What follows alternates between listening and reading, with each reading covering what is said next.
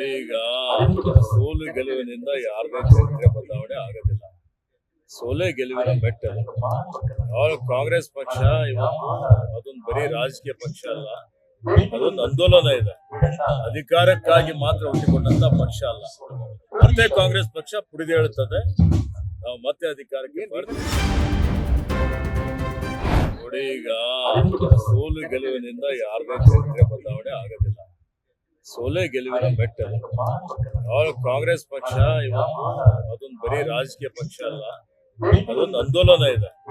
ಅಧಿಕಾರಕ್ಕಾಗಿ ಮಾತ್ರ ಹುಟ್ಟಿಕೊಂಡಂತ ಪಕ್ಷ ಅಲ್ಲ. ಮತ್ತೆ ಕಾಂಗ್ರೆಸ್ ಪಕ್ಷ ಪುಡಿದೇಳುತ್ತದೆ, ನಾವು ಮತ್ತೆ ಅಧಿಕಾರಕ್ಕೆ ಬರ್ತೀವಿ.